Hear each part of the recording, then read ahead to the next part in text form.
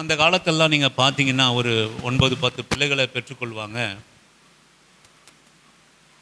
எல்லாரையும் ஒரே போல் வளர்ப்பாங்க. அதுதான் தாயினுடைய அன்பு. அது வந்து நம்மக்கிட்ட இல்லை, அது ஆண்டவர் ஒவ்வொரு பெண்களுடைய இருதயத்திலும் ஆண்டவர் அதை ஊற்றியிருக்கிறார். ஏன்னா ஒரு மனுஷனுக்கு அவனுடைய வாழ்நாளிலே தேறுதல் உண்டாகும்படியாய், ஆறுதல் உண்டாகும்படியாய், கவனிப்பு உண்டாகும்படியாய், பராமரிப்பு உண்டாகும்படியாய், தேவபக்தி உள்ள சந்ததியை பெற்றெடுக்கும்படியாக. அது ரொம்ப ரொம்ப முக்கியம். பாருங்கள், நம்ம பிள்ளைகள் நீங்கள் என்னதான் பெரிய ஆள், என்னதான் இதெல்லாம் ஆக்கினாலும் கூட ஒரு தேவபக்தி உள்ள சந்ததியாக உருவாக்குறது ரொம்ப கடினமான காரியம். இந்த நாட்களிலே, இப்போ கடைசி காலத்திலே ஒரு தேவபக்தி உள்ள சந்ததியை உருவாக்குறது என்பது ரொம்ப கஷ்டம்.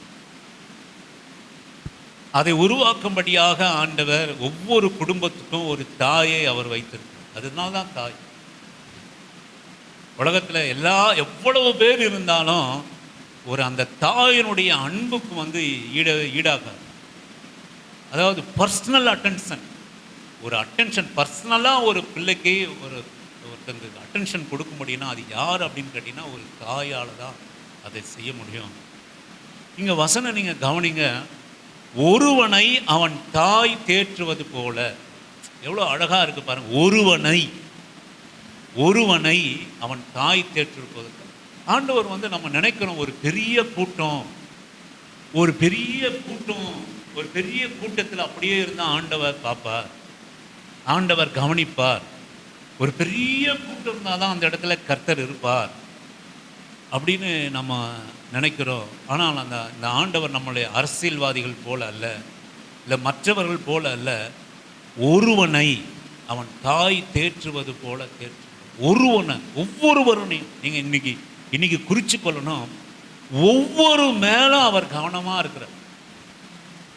அதுதான் இந்த வசனம். ஒருவனை, நான் ஒரு கும்பலை, ஒரு எல்லாரையும், உங்கள் இஸ்ரவேலே இங்கே வா, நான் என்னால் தெரிந்து கொள்ளப்பட்ட ஜனமே இங்கே வா, நான் உன்னை தேற்றுவேன் ஆற்றுவேன், அப்படி இல்லை வசனம். ஒருவனை, அதில் நீங்கள் என்ன புரிந்து கொள்ளலாம் அப்படின்னு கேட்டிங்கன்னா, தனிப்பட்ட ஆளை, ஒரு தனிப்பட்ட நபரை. நம்ம யாரும் ஒரு ஆறுதலுக்கு தேற்றுதலுக்கு இல்லை, நம்ம பார்க்கறது இல்லை, நம்ம கண்டிப்பதற்கு இல்லை, நம்மளை வழி நடத்துவதற்கு இல்லை, நம்ம ஒருபோதும் நீங்கள் நினைக்காதீங்க.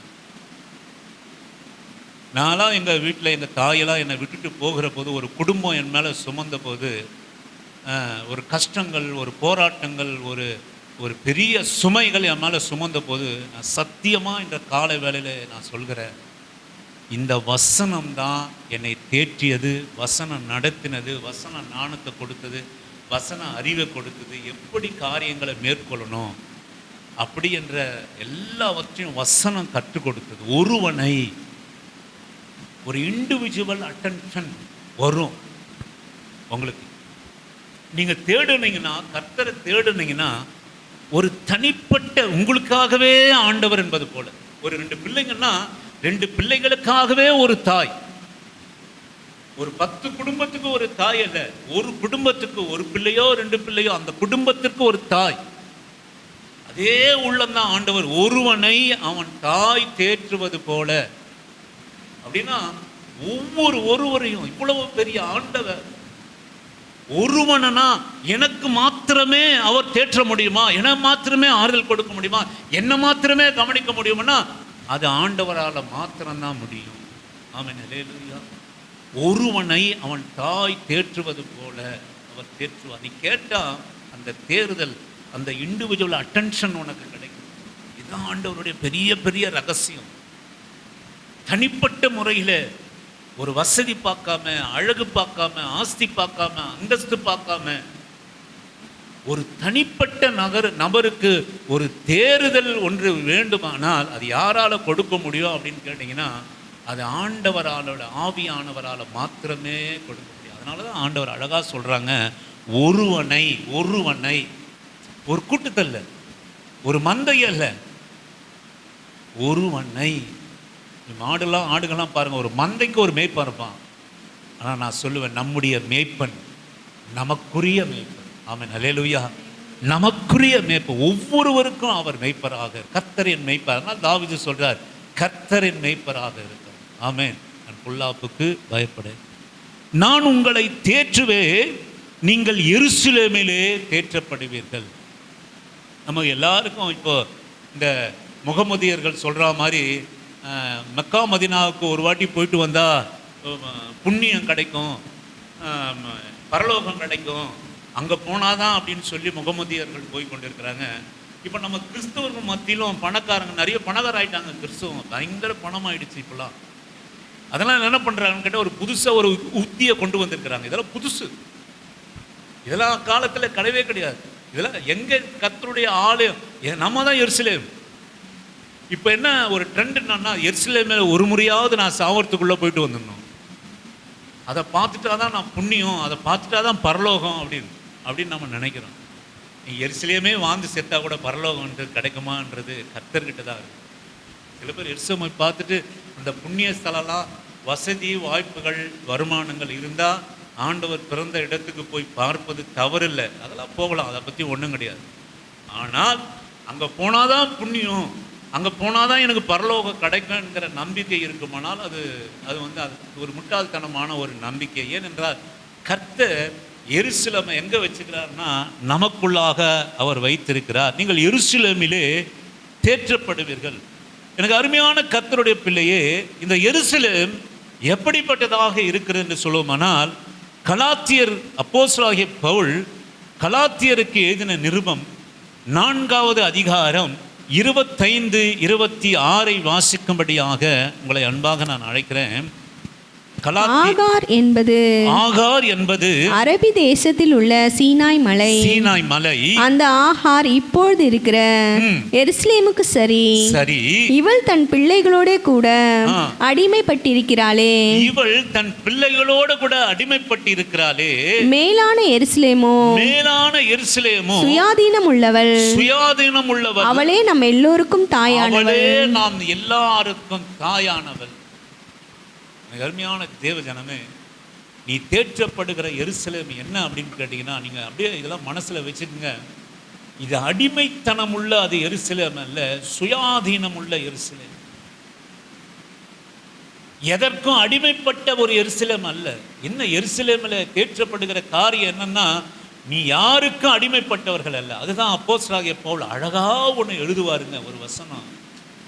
நான் சுயாதீனம் உள்ளவனாய் இருந்தாலும் கர்த்தருக்கு அடிமைப்பட்டவர்களாக. எதற்காக இந்த அடிமைத்தனம் அப்படின்னா, அந்த உலகத்துக்கு அடிமைப்பட்டவர்கள்.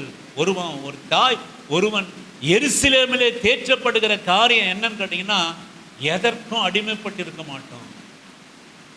ஆகார் சீனாய் மலை எருசலேமுக்கு சரி, அவள் தன் பிள்ளைகளோடு கூட அடிமைப்பட்டிருக்கிறாளே.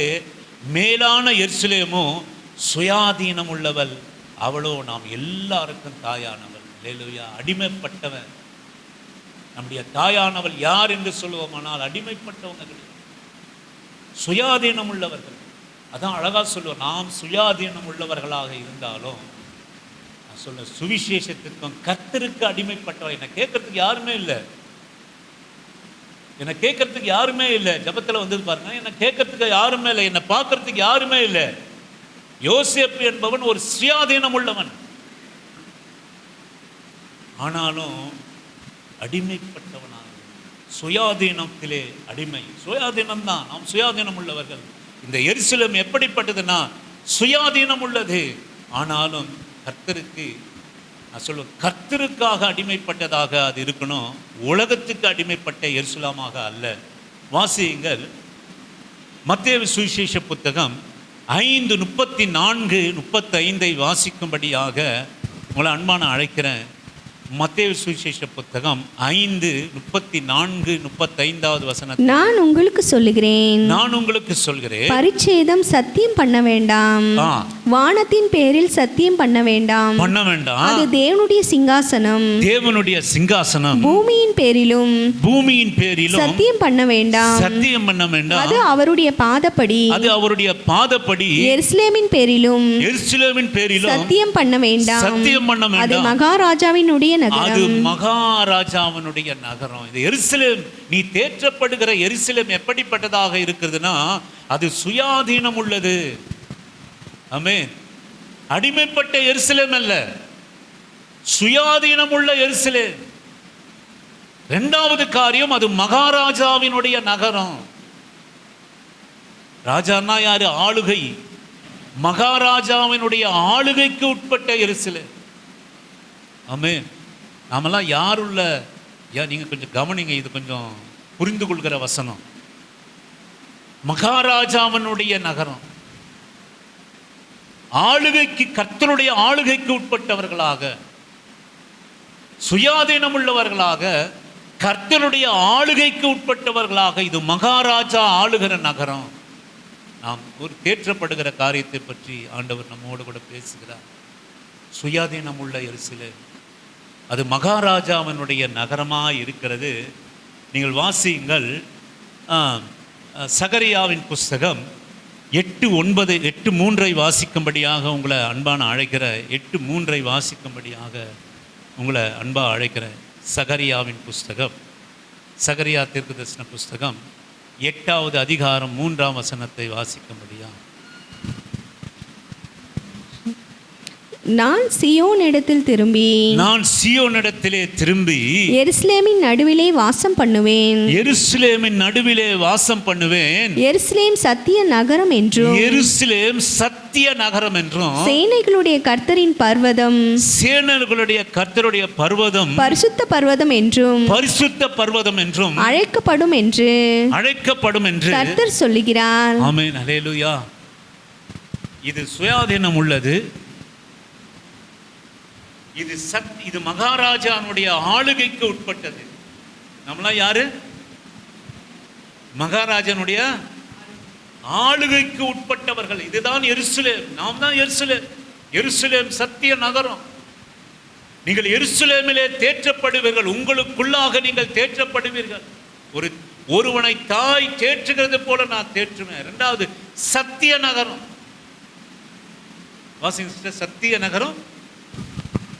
நான் சீயோனிடத்தில் திரும்பி எருசலேமின் நடுவிலே வாசம் பண்ணுவேன், எருசலேம் சத்திய நகரம் என்றும், சேனைகளுடைய கர்த்தரின் பர்வதம், பரிசுத்த பர்வதம் என்றும் அழைக்கப்படும் என்று கர்த்தர் சொல்கிறார். பர்வதம் என்றும் அழைக்கப்படும். ஆமென். அல்லேலூயா. சுயாதீனம் உள்ளது. மகாராஜாவினுடைய ஆளுகைக்கு உட்பட்ட எருசலேம், நான் சொல்வேன், பரிசுத்த நகரம், சத்திய நகரம், சத்திய நகரம். இது சத்திய நகரம். வாசியுங்கள், ஏசாயாவின் தீர்க்கதரிசன புஸ்தகம் 51வது அதிகாரம் 16, 17 வசனத்தை வாசிக்கும்படியாக உங்களை அன்பா அழைக்கிறேன். ஏசாயா தீர்க்கதரிசன புஸ்தகம் 51வது அதிகாரம் 16, 17 வாசிக்கும்படியாக உங்களை அன்பா அழைக்கிறேன். நான் வானத்தை நிலைப்படுத்தி, பூமியை அஸ்திபாரப்படுத்தி, சீயோனை நோக்கி நீ என் ஜனம் என்று சொல்வதற்காக நான் என் வார்த்தையை உன் வாயிலே அருளி என் கரத்தின் நிழலினால் உன்னை மறைக்கிறேன். எழும்பு, கர்த்தருடைய உக்கிரத்தின் பாத்திரத்தை அவர் கையில் வாங்கி குடித்திருக்கிற எருசலேமே, எழுந்து நில், தத்தளிக்க செய்யும் பாத்திரத்தின் வண்டல்களை உறிஞ்சி குடித்தாயே.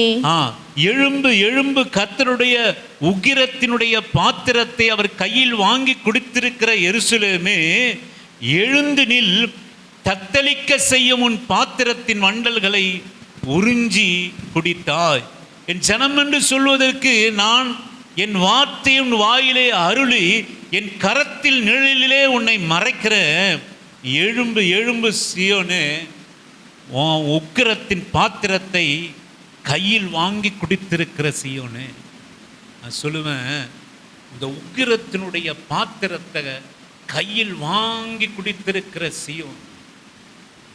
நமக்குள்ளாக ஆண்டவராகிய இயேசு கிறிஸ்து நம்முடைய உக்கிரத்தினுடைய ஏன் நமக்கு தேற்றுதல் வருகிறது, ஆறுதல் வருகிறது, தேற்றுதல் வருகிறதுனா, எனக்கு அருமையாக ஆண்டவருக்குள்ளே நான் சொல்லுவேன், நம்முடைய உக்கிரத்தினுடைய நம்மேல் விழுந்த தண்டனை எல்லாம் அவர் மேலே விழுந்ததையா நம்ம பாடுறோம் இல்லைங்களா?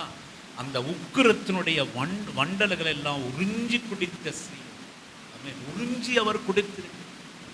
ஒரு குடும்பம் கர்த்தரிடத்திலே வருகிற போது, ஒருவன் ஆண்டவரிடத்திலே வருகிற போது, நம் மேல இருக்கிற எல்லா சாபங்களையும், நான் முன்னாடியே சொன்னேன், இது நம்மை கர்த்தர் செய்த காரியத்தை நினைவு கூறுகிற காரியம். நம்ம மேல இருக்கிற வண்டல்களை உறிஞ்சி குடித்திருக்கிற, நம்ம மேல பாத்திரத்தை அவர் கையில் வாங்கி குடித்திருக்கிற எருசலேமே, எழுந்து நில், தத்தளிக்கிற செய்யும் பாத்திரத்தின் மஞ்சள்களை உறிஞ்சி கொடுத்தாய். நீ என் ஜனம் என்று சொல்வதற்காக நான் என் வார்த்தை உன் வாயிலே அருளி என் கரத்தின் நிழலிலே உன்னை மறைக்கிறேன். நீ என் வண்டல்ல குடிச்சிருக்கிற. நான் சொல்லுவேன், நாம் குடிக்க வேண்டிய வண்டல்களை உறிஞ்சி கொடுத்திருக்கிற அந்த தண்டையினுடைய தீர்ப்பை நமக்காக ஆண்டவர் இயேசு ஒருவனிடத்திலே ஒருவனை தேற்றுகிற வருகிற போது சொல்ல எங்க தேறுதல் ஆறுதல் உண்டாகுது அப்படின்னு கேட்டீங்கன்னா, நம்முடைய வண்டல்கள் எல்லாம் உறிஞ்சி கொடுத்து எருசலேமுக்கு வந்த தண்டனைகளை அவர் உறிஞ்சி கொடுத்திருக்கிற ஆண்டவர். ஏன் இந்த எருசலேமுக்கு ஆறுதல், ஏன் இந்த எருசலேமுக்கு தேறுதல், ஏன் இந்த எருசலேமுக்கு சுயாதீனம், ஏன் இந்த எருசலேம் மகாராஜாவுடைய நகரமாக மாறியது, ஏன் இந்த எருசலேம் பரிசுத்த சத்திய நகரமாக மாறியது என்று சொன்னோம்னா, நம்முடைய வண்டல்கள் எல்லாம் உறிஞ்சி குடித்திருக்கிற ஆண்டவர்.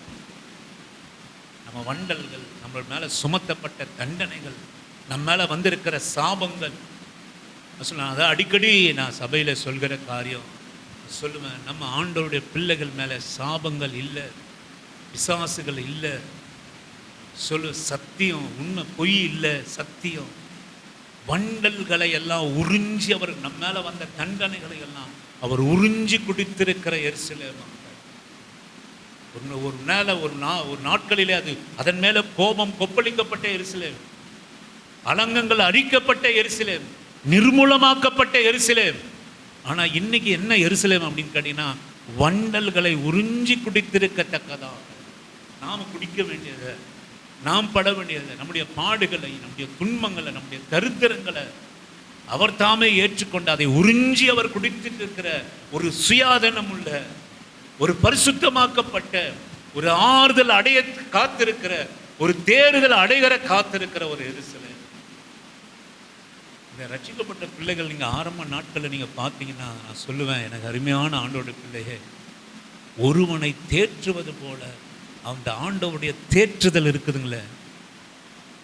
ஒரு குடும்பத்தில் ஒருவன் கிறிஸ்துவிட்ட வருகிற போது அந்த வண்டல்கள் எல்லாம் உறிஞ்சி குடிக்கிற காரியம், அதன் சாபங்கள் எல்லாம் உறிஞ்சி குடிக்கிற காரியம், அதன் அக்கிரமங்கள் எல்லாம் உறிஞ்சி குடிக்கிற காரியம், அதனுடைய பாவங்கள் எல்லாம் உறிஞ்சி குடிக்கிற காரியம், அதனுடைய அடிமைத்தனங்கள் எல்லாம் உறிஞ்சி குடிக்கிற காரியங்கள் வாழ்க்கையில் காண முடியும். அதுதான் அந்த மகிழ்ச்சி. ஒரு தேர்தல் எங்கே கிடைக்குதுன்னா, அது மூலமாக தான் அந்த தேர்தல், ஆண்டவர் தேற்றுகிற தேர்தல் ஒவ்வொருக்கும் கிடைக்கும். அதெல்லாம் உணரணும்.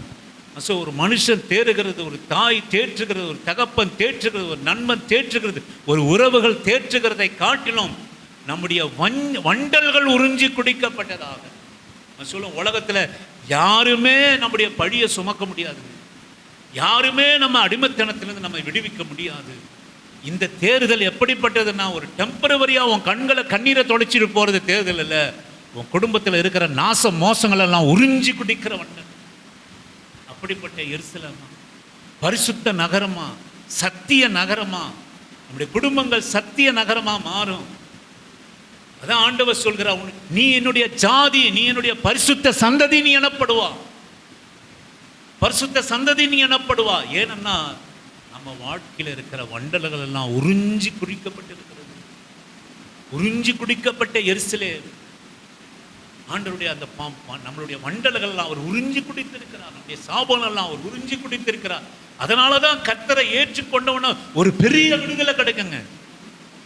ஒருவனை தேற்றுதல், அந்த ஒரு தேற்றுதல் இருக்குது. ஆண்டவர் இயேசு கிறிஸ்து அந்த உள்ளத்தில் வருகிற போது, குடும்பத்தில் வருகிற போது அந்த தேறுதல் இருக்குது பாருங்க. அந்த தேற்றுதல் இருக்கு. ஒருவனை தர முடியாது, ஒருவனும் தர முடியாது. இதை நம்மளாம் அனுபவிக்கணும், அதுக்குள்ள கடந்து செல்லணும், அந்த தேர்தலை உணரணும். நீங்க அநேகர் உணர்றதில்லை, அந்த தேர்தலை உணர்றதில்லை, அந்த தேர்தலுக்கு ஒப்பு கொடுக்கறதில்லை, அந்த வண்டலை உறிஞ்சி குடிப்பதற்கு நம்ம ஒப்பு கொடுக்கறதில்லை. வண்டல்களை உறிஞ்சி கர்த்தருடைய பாத்திரத்தினுடைய வண்டல்களை உறிஞ்சி குடிக்கத்தக்கதாக, சாபத்தை உறிஞ்சி குடிக்கத்தக்கதாக, அது குடிக்கப்பட்ட உடனே ஒரு மிகப்பெரிய தேடுதல், ஒரு மிகப்பெரிய ஒரு சுயாதீனம், மிகப்பெரிய ஒரு சத்திய நகரமாய் அது மாற்றப்படும். பரிசுத்த நகரம் என்று சொல்லப்படும். நான் சொல்லுவேன், நம்மளை உண்மையாய் பார்க்கிறோம், பரிசுத்த சந்ததின்னு சொல்லுவாங்க. பரிசுத்த ஜாதி, பரிசுத்த சந்ததி அப்படின்னு சொல்லணும். இதெல்லாம் நமக்கு தெரியல. நீங்க அதனால தான் வசனம் லூக்காவை பாருங்க. லூக்கா 24:18-20 வசனம் வாசிக்கும்படியாக உங்களை அன்பா நான் கேட்கிறேன். லூக்கா சுவிசேஷ புத்தகம் 24வது அதிகாரம் 18-20 வரை வாசிக்கும்படியாக. அவர்களில் ஒருவனாகிய கிளியோப்பா என்பவன் பிரதியுத்தரமாக, இந்நாட்களில் எருசலேமிலே நடந்தவைகளை அறியாதபடிக்கு நீர் அந்நியராய் இருக்கிறீரோ என்றான். அந்நியராய் இருக்கிறீரோ என்றான். அவர் எவைகள் என்றார். அதற்கு அவர்கள், நஸ்ரீனாகிய இயேசுவை குறித்தவைகளே. அவர் தேவனுக்கு முன்பாகவும் ஜனங்கள் எல்லோருக்கும் முன்பாகவும் செய்கையிலும் வாக்கிலும் வல்லமையுள்ள தீர்க்கதரிசியாய் இருந்தார். நம்முடைய பிரதான ஆசாரியரும் அதிகாரிகளும் அவரை மரண ஆக்கினைக்குட்படுத்தி சிலுவையில் அறைந்தார்கள். சிலுவையிலே அறைந்தார்கள். எனக்கு அருமையானது கர்த்தருடைய பிள்ளை, நீங்க வசனத்தை கவனிங்க. அவர்கள் ஒருவனாகிய கிளையோப்பா என்பவன் பிரதித்திரமாக, இந்நாட்களில் எருசலேமிலே நடந்தவர்களை அறியாதபடிக்கு நீ அந்நியராய் இருக்கிறீரோ என்றான். யாரை பார்த்து சொல்றான் அப்படின்னு கேட்டீங்கன்னா, இவங்கெல்லாம் நடந்த நரகத்தில் இருக்கிறவன, அந்த நகரத்தில் இருக்கிறவனை பார்த்து கேட்குறான். இவங்கெல்லாம் நடந்து எருசலேம் இருக்கிற உன்னை பார்த்து நான் கேட்குறேன், எருசலேமில் நடந்ததை நீ அறியாதபடிக்கு அந்நியரா இருக்கிறீரோ? நீ அந்நியரோ? எருசலேமில் இதெல்லாம் நடந்திருக்கு. எருசலேமிலே சுயாதீனம் உண்டாக்கப்பட்டிருக்கிறது. எருசலேமிலே மகாராஜானுடைய நகரமாக மாற்றப்பட்டிருக்கிறது. எருசலேம் சத்திய நகரமாக மாற்றப்பட்டிருக்கிறது. எருசலேம் பரிசுத்த நகரமாக மாற்றப்பட்டிருக்கிறது. எருசலேம் ஜனங்களுடைய ஒருவனுடைய வாழ்க்கையிலே வந்த எல்லா வண்டல்களையும் உறிஞ்சி குடிக்கத்தக்கதாக ஒரு நிகழ்வு உண்டாயிருக்கிறது. இவைகளெல்லாம் அறியாமல் அந்நியரை போல இருக்கிறீங்களே. அந்நியரோ? நீ அந்நியரா? ஆமா, அந்நியரா? ஒருவேளை நான் சொல்லும், அறியாமல் இருக்க நீ அந்நியரா இருக்கிறீரா? நீ கிறிஸ்தவம் கிடையாதா? நீ கிறிஸ்துவனுடைய காரியங்களை நீ பார்க்கலையா? கிறிஸ்துவனுடைய இந்த காரியத்தை நீ ருசிக்கலையா? நீ அநேகர் ருசிக்காம இருக்கிறோம். அநேகர் நம்ம ருசிக்கலைங்க. அதுதாங்க விஷயம். அநேக கிறிஸ்தவங்க இதுக்குள்ளாக வந்து அதை ருசிக்கல, அனுபவிக்கல. ஏன் நம்மளால பரிசுத்தமா இருக்க முடியல? ஏன் நமக்கு சத்தியமா இருக்க முடியல? ஏன் நமக்கு தைரியமா சுயதனமா இருக்க முடியல? ஏன் சாப நீக்கப்பட்ட வாழ்க்கை நமக்கு இல்லை? ஏன் மறுபடியும் அந்த சாபத்திலே நம்ம அகப்பட்டுக் கொள்கிறோம் என்று சொல்லுவோமானால், நான் சொல்லுவேன், அறியாமல் இருக்கிறீரே. எருசலேமில் நடந்த காரியம் அறியலையா? நீ என்ன மாதிரி காரியம் நடந்திருக்கு? நீ அறியாமல் இருக்கிறீங்களா? அறிவில்லாமல் இருக்கிறீங்களா? அநேகர் அறியலைங்க. நீ மகாராஜாவுடைய நகரம் என்பதை நீ அறியல. நீ பரலோக ராஜ்யத்தினுடைய பாத்திரம் என்பதை அறியல. நீ பாவத்திலிருந்து விடுவிக்கப்பட்ட சத்திய நகரம் என்பதை அறியல. நீ சுயாதீனம் உள்ளவன் என்றதை அறியல. இவைகளெல்லாம் அறியாம வண்டல்களை உறிஞ்சி குடிக்கப்பட்டவன். இன்னைக்கு நான் அடிக்கடி சொல்கிற சபையில சொல்கிற காரியம், இன்னைக்கும் ஆண்டவருடைய பிள்ளை நான் சொல்லுவேன், கஷ்டப்பட்டு அந்த பழைய வாழ்க்கையில் அவன் வாழ்வானானால் எருசலேமில் நடந்ததை அறியாமல் இருக்கிற அந்நியராக இருக்கிறோம். கையிலே வேதத்தை சுமந்து கொண்டுங்கிற அந்நியராக இருக்கிறோம். கர்த்தரை ஆராதிக்க செய்கிற அந்நியராக இருக்கிறோம். கிறிஸ்துமஸ் கொண்டாடுகிற அந்நியராக இருக்கிறோம். ஆனால் எருசலேமிலே நடந்த பெரிய ரட்சிப்பை அறியாமல் இருக்கிறோம்.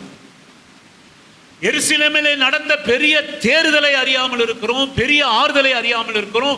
பெரிய விடுதலையை உணராமல் இருக்கிறோம். இன்னைக்கும் நம்ம பிள்ளைகள், நான் சொல்லுவேன், நம்ம பிள்ளைகள் ஒரு அசுத்தமான ஒரு வாழ்க்கை, ஒரு கோபமுள்ள ஒரு வாழ்க்கை. வீட்டில் ரெண்டு பேர் அக்கா தங்கச்சி 2 பேர் இருக்கிறோம், அண்ணன் தம்பி 2 பேர் இருக்கிறோம். அவர்களுக்குள்ளாக ஒரு நல்ல உறவு இல்லை, நல்ல பேச்சு இல்லை, சமாதானம் இல்லை. சத்தியத்தை சொல்கிறேன், தேவனை அறியாத அந்நியர்களாக இருக்கிறோம்.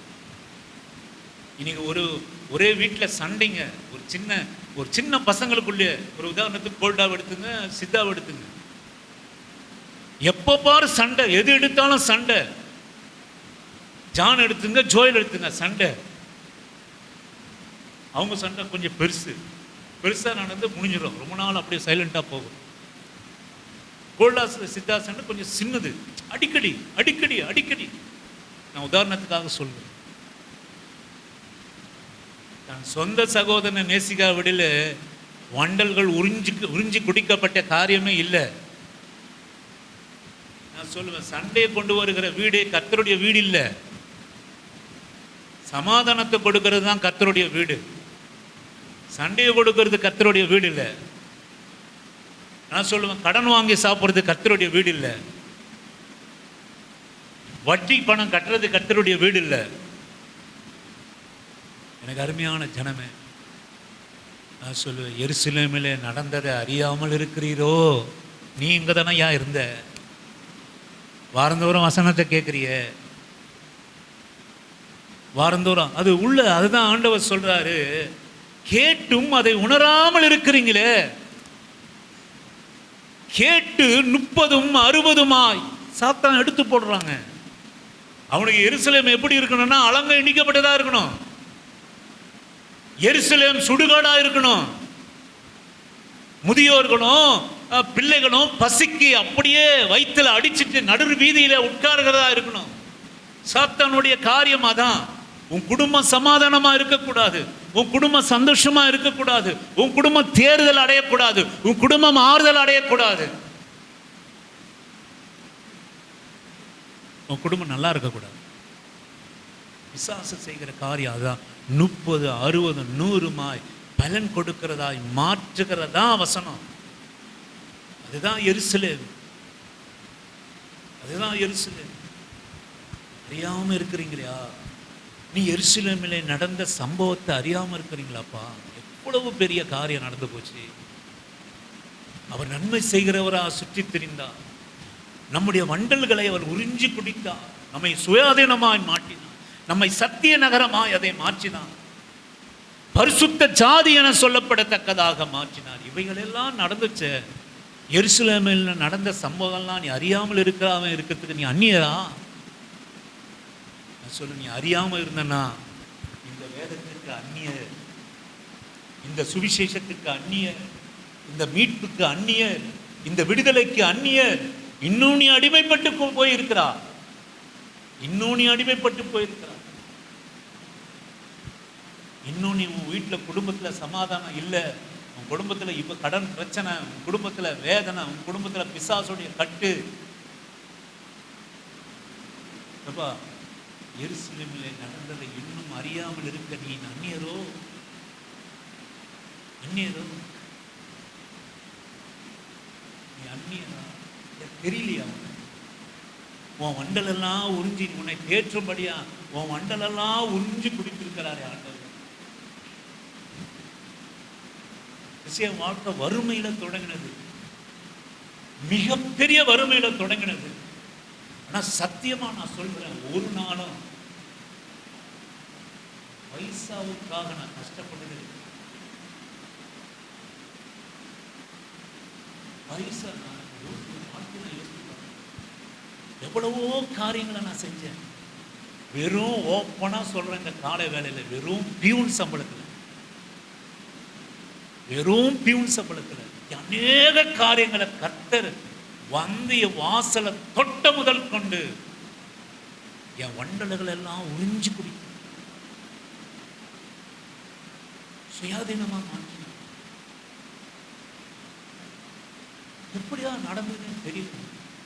வாங்குற சம்பளம் 3000 2500 3000, இதுல எவ்வளவு பெரிய காரியம் செஞ்சு. அப்பா சேர்த்த சொத்து இல்லை, அம்மா சேர்த்த சொத்து இல்லை, மாமனார் மாமியார் வீட்டில் வாங்கின சொத்து இல்லை. நான் எதற்காக இவ்வளவு ஆழமா அழுத்தமா சொல்கிறேன் அப்படின்னா சொல்லுவேன், எருசலேமிலே நடந்ததை அறியாமல் இருக்கிறீங்களா? இன்னும் பரிசுத்தம் இல்லாம இருக்கிறியா? போராடுகிறாயா உன் பரிசுத்தத்துக்கு? இன்னும் உன் சமாதானத்துக்கு போராடுகிறாயா? இன்னும் நீ பணம் கஷ்டப்பட்டு கொண்டு இருக்கிறாயா? இன்னும் உன்னால விட முடியாத காரியத்துல தான் நீ வாழ்கிறான் நீ நினைச்சிருக்கிறையா? ஒரு நாளும் நான் வட்டிக்கு விட்டதில்லை, வட்டிக்கு வாங்கினது. எத்தனை காரியம் நான் சொல்லுவேன்னா அது முடியவே முடியாது. ஏன்னா எனக்கு அது நினைவில் இருக்காது. நான் செய்த காரியங்கள், நல்ல காரியங்கள் நினைவுகளே இருக்காது. ஒரு குடும்பத்தில் உங்களுக்கு தெரியும், ஒரு 3 அடிக்கடி சொல்கிற காரியம். 2வது தங்கச்சிக்கு திருமணத்துக்காக கஷ்டப்பட்டு சேர்த்து வைத்து கொண்டு இருக்கிறேன். 1வது கட்டி கொடுத்த அக்கா விதவையா வந்துட்டாங்க. சொத்து சுகத்தில் வரல. நான் போய் பார்க்கிற போது அந்த பிணத்தை எடுத்து போட முடியாத நிலைமையில நடுத்தெருவில் நிற்கிறாங்க. அப்படியே அந்த பணத்தை கொண்டு போய் அதெல்லாம் எடுத்து போடுறாங்க. யாருமே இல்லை, சொந்தங்களா இருந்தாங்க, ₹1 கூட இல்லை. நான் குடியிருக்கிற ஸ்தலத்திலே எனக்கு உறவு முறையான மாமா இருந்தார். நான் சொல்லுவேன், அந்த பிணத்தை வாங்கி வர ஒரு காரை கொண்டு போனாங்க. கணக்கு எழுதி வச்சார், காப்பி குடித்த கணக்கை எழுதி என்கிட்ட வாங்கட்டும். நான் அதை பற்றி சொல்ல நினைவு கூறுகிறேன். கர்த்தர் செய்த காரியத்தை நினைவு கூறுகிறேன். எல்லாமே வாங்கினது எல்லாம் கரெக்டு, வண்டி சார்ஜ் வாங்கினது கரெக்டு. அது சொந்த மாமா. அவர்கள் போய் ஒரு 5 பேர் ஒரு 6 பேர் போய் டீ குடிச்சிருக்கிறாங்க. அந்த டீ கொடுக்குற கணக்கை எழுதி வச்சு என்கிட்ட சாவுல வாங்கினாங்க. யாரும் இல்லைங்க. இவைகள் எல்லாவற்றையும் கர்த்தர் சந்தித்தார். திருமணங்களை நடத்த கர்த்தர் கிருபை தந்தார். இன்னும் செஞ்சுட்டு தான் இருக்கிறேன். இப்போ எங்க தங்கச்சி குழந்தைக்கு, தங்கச்சி பொண்ணுக்கு புள்ள பிறந்திருக்கு. அல்லேலூயா, ஆமென். கர்த்தரை ஸ்தோத்திரிக்கிறேன். அவர்களும் போய் ஏதாவது செய்யணும். ஏங்க ஒரு 1000 சொல்லுங்க, 2000 சொல்லுங்க. பெருசா ஒன்றும் தங்க நகை வைர நகைலாம் போய் மாலை போய் நான் போட போறது இன்றைக்கும். ஏன் அப்படின்னு கேட்டீங்கன்னா, வண்டல்கள் உறிஞ்சு குடிக்கப்பட்டது. அதை நீ உணரணும். இந்த ஆண்டவருடைய வல்லமையை உணரணும். இந்த ஆண்டவருடைய தேற்றுதலை உணரணும். இந்த ஆண்டவருடைய மாற்றுதல் அவர் உலகம் அறியாம இருக்கு. எப்ப நீயே அறியாம இருக்கிறிய? எருசலேமிலே நடந்த காரியங்களை நீ அறியாமல் இருக்கிறது அந்நியரோ? நீ அறியாம இருக்கிறிய? உன் ஆண்டவருடைய, உன் மணவாளுடைய மீட்பு, உன் மணநாளுடைய தேர்தல், உன் மனையாளுடைய விடுதலை, உன் மணவாளுடைய சுயநீதியான காரியம் அறியாம இருக்கிறியா? நீ நல்லபடியா வாழ்ந்தா அதுக்கேற்ற வாழ்க்கை உண்டுன்னு இருக்கிறியா? நீ கேடுள்ள வாழ்க்கை வாழ்ந்தா அதற்கேற்ற தண்டனைக்கு உன்னை நிறுத்துவார் என்பதை நீ அறியாமல் இருக்கிறாயா? நீ நல்ல ஒரு சாட்சி உள்ள வாழ்ந்தா அதற்கேற்ற கிரீடத்தை நீ பெற்றுக்கொள்வாய் என்பதை நீ அறியாமல் இருக்கிறாயா? நீ அநேகர் பணம் கஷ்டம்ன்றீங்க. நான் சொல்லுவேன், இங்க இருக்கிற யாருமே நான் செய்ததை நீங்க இது கூட செஞ்சிருக்க மாட்டீங்க. வெக்கத்தை விட்டு சொல்லுங்க. நான் செய்த காரியங்கள், ஒவ்வொன்றும் செஞ்ச காரியங்களை செய்யறது என்பது ஒண்ணுமே இல்லாமல் செய்யறது தான் ஆண்டவருடைய கிருபை. எல்லாம் இருந்து செய்யறது கிருபை இல்லை, ஒண்ணுமே இருக்காது. ஆனா இது வரைக்கும் என் பாக்கெட்டில் ₹10 இல்லாமல் இருந்து, அதுதான் நான் சொல்ல வரேன். தயவுசெய்து மன்னிச்சிருங்க. அதை தான் நான் சொல்லுவேன். இத்தனை காரியம் செய்தும் பணத்துக்கு நான் அங்கலாய்ப்பு பட்டு யார் வாசலில் நின்றது என் சரித்திரத்தில் கிடையாது இது வரைக்கும். ஆமென், அல்லேலூயா, ஆமென். ஒருத்தர்கிட்ட போய் கடன் கேட்க போனாலும் அதை 2-3 நாளில் திருப்பி கொடுக்குற பலத்தோடு தான் போவேன். அங்கே வரும். எனக்கு ஒரு வருகை ஒன்று இருக்கு. அந்த தைரியத்தில் அது லேட் ஆகாதனால போயிட்டா அவங்க வீட்டு வாசலில் நான் நின்ன காரியங்கள் இருக்கு. ஆனால் முகந்தாரமே இல்லாமல் போய் நான் நின்று வர்றதுக்கு வழி தெரியாமல் நின்ன காரியங்களை ஆண்டவர் ஒருபோதும் நடக்கலை. ஏன் நான் இதை அடிக்கடி சொல்கிறேன்னா, அவ்வளவு பெரிய வண்டல் என் குடும்பத்தில் இருந்ததுங்க. எவ்வளவுதான் சம்பாதிச்சாலும் நிம்மதியான சமாதானமாக சாப்பாடு இருக்காது. நான் இன்றைக்கும் என் சாப்பாட்டில் கையை வைக்க சொல்ல சமாதானமாய் சந்தோஷமாக ஆண்டவருக்கு நன்றி சொல்லி தான் நான் வந்து சமையலை நான் சாப்பிட்டேன். அல்லேலூயா. நீ அறியாமல் இருக்காத, நீ அறியாமல் இருக்காது. பிசாசு கிரியை இருக்குது, அது இருக்குது, இது இருக்குது, என்னால் வாழ முடியல, எனக்கு முன்பாக பெருசாக இருக்குது, அறியாமல். அந்நியராக இருக்காதீங்க. உங்கள் ஆண்டவர் வந்தால் சமாதானம் இருக்கணும். படிக்கிற பிள்ளைங்களுக்கு என்னால் இது முடியல, என்னால் இதை படிக்க முடியல, இவ்வளோ மார்க் எடுக்க முடியல, இதை சாதிக்க முடியல. உன்னால் முடியும், உன்னால் முடியும். நீ அந்நியன் இல்லை, நீ ஆண்டவரால் தேற்றுவதற்காக அழைக்கப்பட்டவன். ஆமென். நீ பெரிய ஐஏஎஸ் ஆக தேவையில்ல. உனக்கேற்ற பிழைப்பா ஆண்டவர் நிச்சயமா உனக்கு ஞானத்தையும் அறிவையும் வச்சிருக்கிறார். ஆமென். ஹல்லேலூயா. வச்சிருக்கிறார். நீ ஃபெயிலா போக மாட்டான். நீ வேலை இல்லாம கஷ்டப்பட்டு எங்கேயோ போயிட்டு எதையோ ஒன்று அழுகையிலும் கண்ணீரும் நீ இருக்க மாட்டா. ஏன்னா உன் வண்டல்கள் உறிஞ்சி குடிக்கப்பட்டிருக்கிறது. எருசலேமில் போடப்பட்ட சாபங்கள் உறிஞ்சி கொடுக்கப்பட்டிருக்கிறது சிலுவையில். அந்த தேர்தல், எருசலேமுக்கு உண்டான தேர்தல் உனக்கு இருக்குது. ஆறுதல் உனக்கு. உன்னால் செய்ய முடியும், உன்னால் செய்ய முடியும். நான் அடிக்கடி சொல்லுவேன் இல்லைங்களா, நான் கரஸ்பாண்டன்ட் கோர்ஸ் படித்தது என்னால் ஃபீஸ் கட்ட முடியாது, எப்படியாவது 40 மார்க் எடுக்கணும்னு படிப்பேன். 40 மார்க் எடுத்தா பாஸ் ஆகணுன்றது ஒரு பெரிய காரியம் இல்லை. ஒரு சப்ஜெக்ட்டுக்கு நான் ஃபெயில் ஆகிட்டேன்னா அதுக்கு 350 ரூபா ஒரு சப்ஜெக்ட்டுக்கு கட்டணும். அப்போ நான் 1500 ரூபா 2000 ரூபாய் கட்டணும். 2-3 சப்ஜெக்டில் ஃபெயில் ஆகிட்டா 2000 கட்டணும். எப்படியாவது மறுபடியும் பணம் கட்டக்கூடாது என்ன எண்ணத்தில் படித்தேன். ஆமென். கரெக்டாக 45, 50, 52 எடுத்து பாஸ் ஆகிடும். அல்லேலூயா. எவ்வளோ காரியம் இருக்கு. பணம், அவ்வளோ பணத்துக்கு நம்ம அவ்வளோ கரெக்டாக இருக்கணும், கரெக்டாக இருக்கணும். என் பைசாவை அனாவசியமாக எங்கேயும் போனது கிடையாது. இந்த சர்ச்சு மீட்ரு போயிடுச்சு, மாற்றுறதுக்காக 300 ரூபா கேட்டான். அந்த தம்பி கேட்டான், தாராளமாக 100 ரூபா கொடுக்குறேன், 150 ரூபா கொடுக்குறேன். 300 ரூபாய் எதுக்காக நம்ம கொடுக்கணும்? அவங்க ராணி அம்மா 500 ரூபா கொடுத்தாங்க. அவங்க ராணி கொடுப்பாங்க, நான் ராஜா இல்லை. கோச்சிட்டு போயிட்டு அப்போ வாங்காம.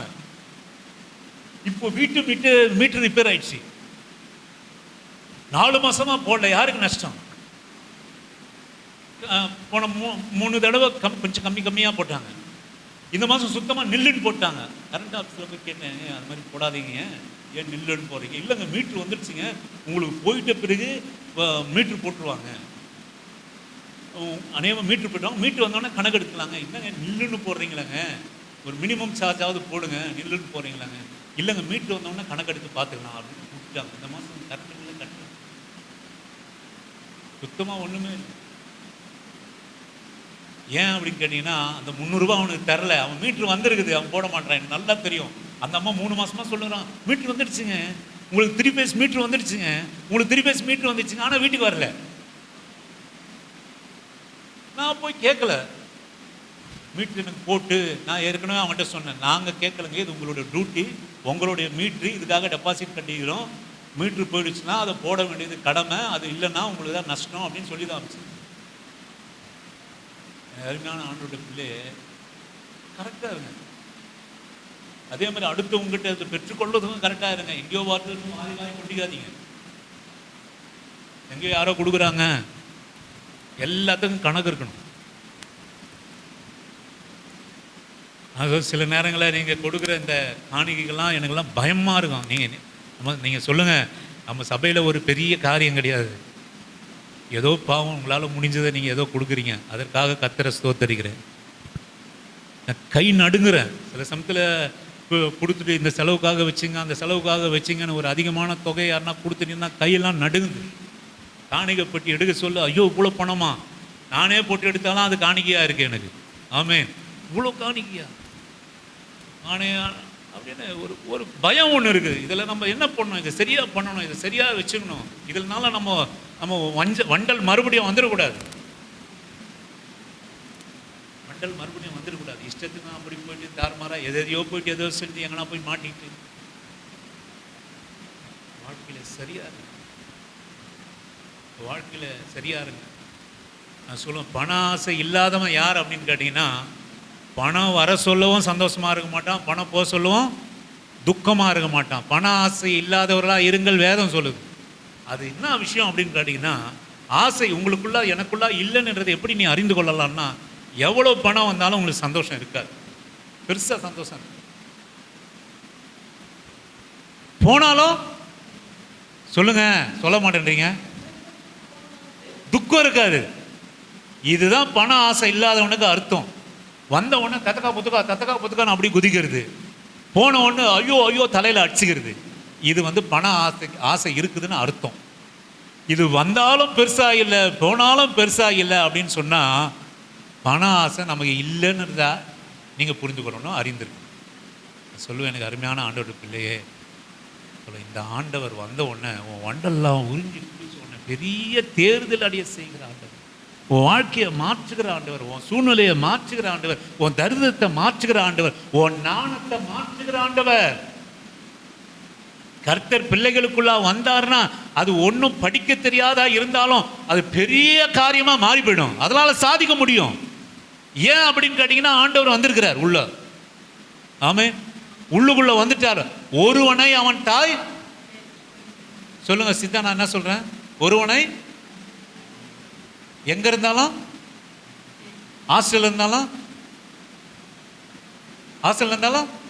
தேற்றுவார், ஊட்டுவார். சித்தவனா உனக்கு மட்டும் இல்லை, எல்லாருக்கும் தான்.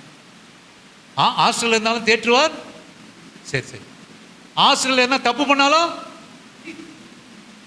என்ன பண்ணுவார், கவுத்து போடுவார்.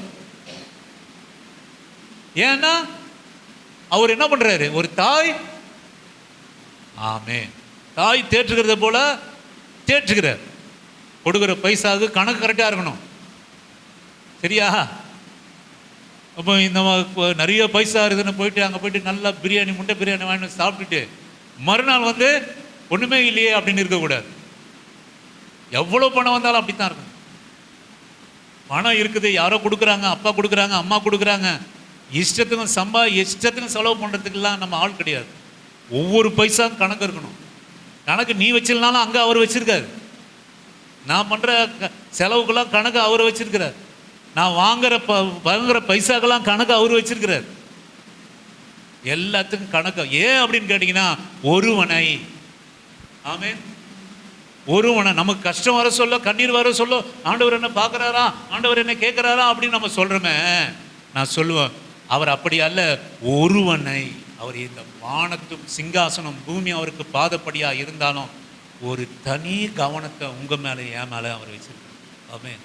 அவர் கண்ணுக்கு உன் கஷ்டம் விலகலை, அவர் கண்ணுக்கு உன் கண்ணீர் விலகலை, அவருடைய பார்வைக்கு உன் சோகம் விலகலை, உன் தரித்திரம் விலகலை.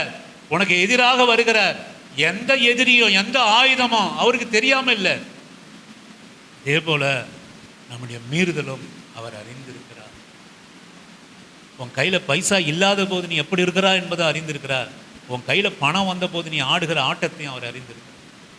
ஆண்டவர் அதுதான் ஆண்டவருடைய பிள்ளைக்கு தனி கவனம் செலுத்து. ஆவியானவர், அதுக்குதான் ஆவியானவர் நமக்குள்ளாக இருக்கிறார், எங்கும் இருக்கிறார், எல்லாவற்றிலும் இருக்கிறார். நம்மை ஆராய்ந்து அவர் அறிந்திருக்கிறார். எங்கேயோ போயிட்டோம், ஏதோ ஒரு வசனத்துக்கு சரி. இப்போ வாசிங்க ஏசாயாவின் தீர்க்கதரிசன புஸ்தகம் 66வது அதிகாரம் 10-13 வாசிங்க. ஏசாயா தீர்க்கதரிசன புஸ்தகம் 66 அதிகாரம் 10-13 வரை வசனங்கள் வாசிக்கும்படியாக. எருசலேமை நேசிக்கிற நீங்கள் எல்லோரும் அவளோட கூட சந்தோஷப்பட்டு, எருசலேமை நேசிக்கிற நீங்கள் எல்லோரும் அவளோடு கூட சந்தோஷப்பட்டு அவளை குறித்து களி கூறுங்கள். அவள் நிமித்தம் துக்கித்திருந்த நீங்கள் எல்லோரும் அவளோட கூட மகிழுங்கள். அவளோட கூட துக்கித்திருந்த நீங்க சொல்லுங்க. துக்கம் என்பது கர்த்தர் வந்த பிள்ளைகளுக்கு சொந்தம் இல்லை. ஒன்ன மாத்திரம் நீங்க அவளோடு கூட துக்கித்திருந்த நீங்கள் அவளோடு கூட மகிழுங்க. ஒரு காலத்துல அவ துக்கித்திருந்தா, அழுது இருந்தா, இப்போ அவனுக்கு மகிழ்ச்சி உண்டாயிடுச்சு. அவருடைய மண்டல்கள் உறிஞ்சி குடிக்கப்பட்டாயிடுச்சு.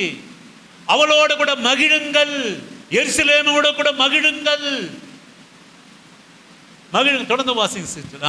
நீங்கள் அவளுடைய ஆறுதல்களின் முளைப்பாலை உண்டு திருப்தியாகி, நீங்கள் அவளுடைய ஆறுதல்களின் முளைப்பாலை உண்டு திருப்தியாகி, நீங்கள் சூப்பி குடித்து அவளுடைய மகிமையின் பிரகாசத்தினால் மனமகிழ்ச்சியாகுங்கள்.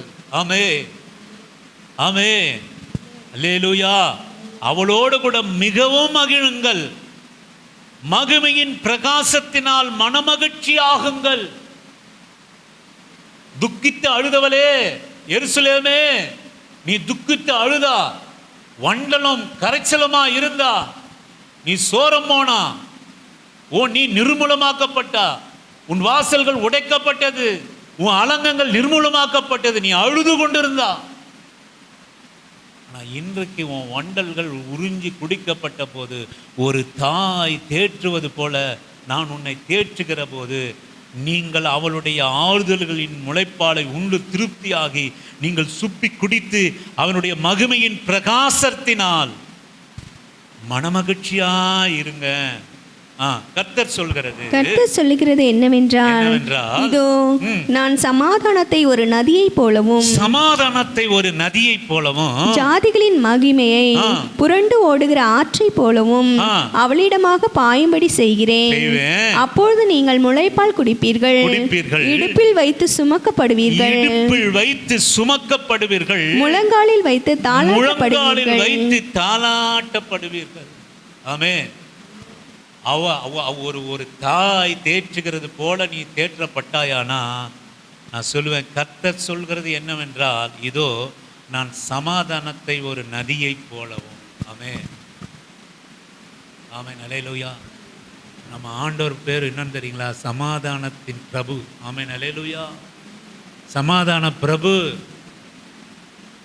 நீங்க அறியாம இருக்கிறீங்களே, இந்த எருசலேம் சீராக்கப்பட்டதானால், இந்த எருசலேம் தாய் தேற்றுகிறது போல தேற்றப்பட்டதுனால், இந்த எருசலேமுக்கு தாய் தன் முளையை கொடுப்பாளானால், அதை உறிஞ்சி குடிக்க இந்த பிள்ளை தயாராகுமானால், நான் சொல்லுவேன், இந்த எருசலேமிலே சமாதானத்தை ஒரு நதியை போலவும். ஆமென், அல்லேலூயா. சமாதானம். நம்முடைய தேவன் சமாதானத்தின் தேவன். ஒரு தாய் கொடுக்கிற சமாதானத்தை போல நான் சொல்லுவேன், பிள்ளை அழுகுது, பாலை கொடுங்க. நீங்கள் அந்த பாலை குடிச்சிட்டு அந்த புள்ளை அதை அப்படியே சொக்கி தூங்குற சமாதானம் இருக்குல்ல, அதுதாங்க கர்த்தர் கொடுக்கிற சமாதானம். அந்த முளைப்பாலை உறிஞ்சி குடித்து சூப்பி குடித்த பிறகு அந்த பிள்ளை தன் கண்களை மூடி ஒரு சமாதானமாய் உறங்குகிற காரியம். நீங்களாம் ஒரு தாயாக இருந்து வந்திருக்கிறீங்க, நீங்கள் கவனிச்சிருப்பீங்க. நானும் என் பிள்ளையிடத்தில் அதை கவனிச்சிருக்கிறேன். அப்படியே தூங்கும் பாருங்க, சமாதானமாய் அப்படியே அழுதுன்னு புரண்டு கிரண்டு அப்படியே பயங்கரமாக அழுதுன்னு இருக்கும், அலறும், வாழ்க்கை அலறப்பட்டதா இருக்கும், சமாதானற்றதா இருக்கும். ஆனால் அந்த தாயினுடைய பாலை குடிச்சு அப்படியே தூங்கி அந்த காரியம் வந்து எவ்வளவாய் சமாதானமாக இருக்குமோ, அப்படிப்பட்ட ஒரு சமாதானத்தை கர்த்தர் ஒரு நதி போல. ஆமென், அல்லேலூயா. ஏன் நதி அப்படின்னு கேட்டிங்கன்னா, ஒரு ஆறு போல அல்ல, இல்லை குற்றாலம் போல அல்ல. குற்றாலத்தில் குடிக்க முடியுமா? குளிக்க முடியும். குடிக்க முடியுமா தண்ணி? குளிக்கவே முடியும். ஏன்னா அங்கே சமாதானம் இல்லை. எப்போ வேணா என்ன வேணா தலையில் உருண்டு உழலாம், எப்போ வேணா வெள்ளப்பெருக்க விடலாம். போன வாரத்தில் நியூஸ் கேட்டுனேங்க, குளிச்சுட்டே இருந்தாங்களாம், எறா துணியை தூக்குடா, எல்லாத்தையும் எடுத்து கிளம்புங்க, ஏன்னா வெள்ளம் வருது கிளம்புங்க அப்படின்னா. சொல்லுவேன், நதின்றது வேற. அது எப்படி ஓடும் கேட்டிங்கன்னா, அப்படியே ஓடும். இந்த நதி நீ ஓடுறத பார்த்துருக்கீங்களா? ஒருவேளை அந்த குற்றாலத்திலிருந்து வழிந்து ஓடுகிறது அப்படியே போவோம், அந்த நதி போல போவோம். அந்த பக்கத்தில் அப்படியே ஒரு நதி சமாதானமாக ஒரு சத்தம் அப்படியே சில கவனிச்சிருக்கீங்களா? திருன்னு முடியுது பாருங்க. கவனிச்சிருக்கீங்களா அம்மா? நதியை கவனிச்சிருக்கிறீங்களாம்மா? நதின்னா என்னன்னு தெரிஞ்சுங்க முதல்ல.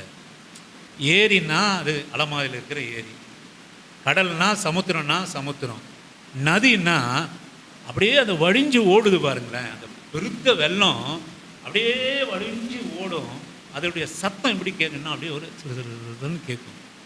நீங்கள் அந்த இடத்துல காலை வைக்கலாம், அந்த இடத்துல கையை வைக்கலாம், அந்த இடத்துல நீரை எடுக்கலாம், அப்படியே பருகலாம், அந்த இடத்துல அமர்ந்து கொள்ளலாம், என்ன வேணா செய்யலாம். அது ஒரு பெருவெள்ளத்தினுடைய இரைச்சல் சத்தம் போல் இருக்காது, அது அமைதியாக ஒரு நதி. அப்படிப்பட்ட சமாதானத்தை நான் உன் குடும்பத்தில் வை. நான் உன்னை தேற்ற ஆரம்பிச்சிட்டேன்னா, அதை நீ அறிய ஆரம்பிச்சிட்டேன்னா, நான் சொல்லுவேன், கர்த்தர் சொல்லுகிறது என்னவென்றால், இதோ நான் சமாதானத்தை ஒரு நதியைப் போலவும் ஜாதிகளின் மகிமையை புரண்டு ஓடுகிற ஆற்றைப் போலவும். மகிமை எப்படிப்பட்டதா இருக்கும்? புரண்டு ஓடுகிற ஆழை போல இருக்கும். சமாதானம் என்பது உனக்குள்ளாக வைக்கிற சமாதானம் உன்னை மற்றவர்களுக்கு முன்பாக அந்த மகிமை புரண்டு ஓடுகிற ஆறை போல இருக்கும். ஆமென், அல்லேலூயா. ஆண்டோடைய வசனம்லாம் எப்படி இருக்கு பாருங்க. ஒரு நாளும் பொய்யை சொல்லவே சொல்லாது. ஆமென். ஒரு நதியைப் போலவும் ஜாதிகளின் மகிமையை புரண்டு ஓடுகிற ஆற்றைப் போலவும் அவளிடமாய் பாயும்படி நான் செய்வேன். வாசிங்கள் சிஸ்டர். அப்போது நீங்கள் முளைப்பால் குடிப்பீர்கள், இடுப்பில் வைத்து சுமக்கப்படுவீர்கள், முழங்காலில் வைத்து தாளாட்டப்படுவீர்கள்.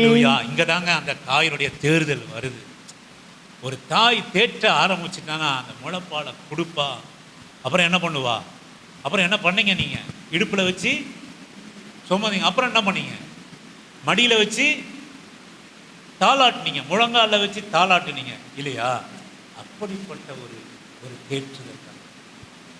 அப்படியே பாலை கொடுத்து, அப்படியே இடுப்பில் சுமந்து, அப்படியே தன் முழங்காலில் போட்டு தாளாட்டி சீராட்டி நம்மை ஒரு சமாதானத்தை கற்றுத் தந்து ஒரு தாய் தேற்றுவது போல நாம் தேற்றுவோம்.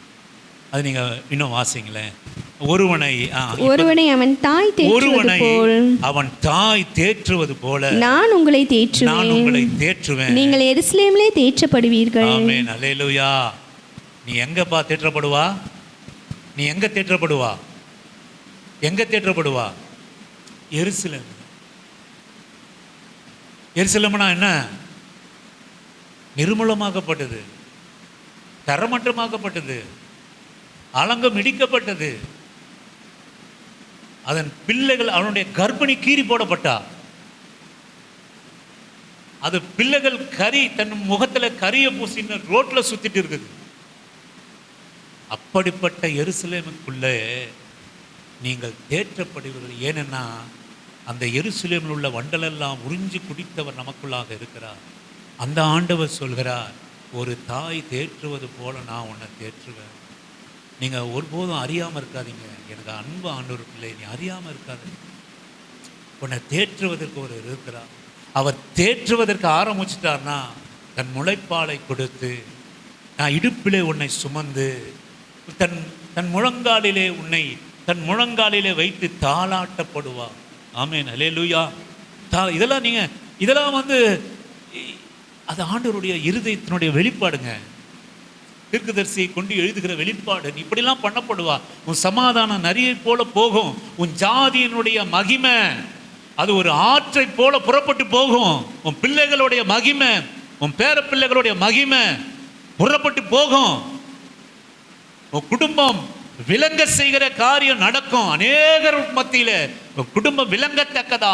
இது ஒரு பரிசுத்த சந்ததி, இது ஒரு சத்திய நகரம், இது பரிசுத்த ஜாதி என்று எண்ணப்படும். இது மகாராஜாவுடைய நகரம். யார் அதுக்கு துணை இருக்கிறா? மகாராஜாவுடைய நகரம். இது சுயாதீனம் உள்ளது, அடிமைப்பட்டதல்ல. இது குடிக்கு அடிமைப்பட்டதல்ல, இது கடனுக்கு அடிமைப்பட்டதல்ல, இது வட்டி வாங்குறதுக்கு அடிமைப்பட்டதல்ல, இது தன் இஷ்டமான வாழ்க்கையை நடத்துறதுக்கு அடிமைப்பட்டதல்ல, இது பாவத்துக்கு அடிமைப்பட்டதல்ல.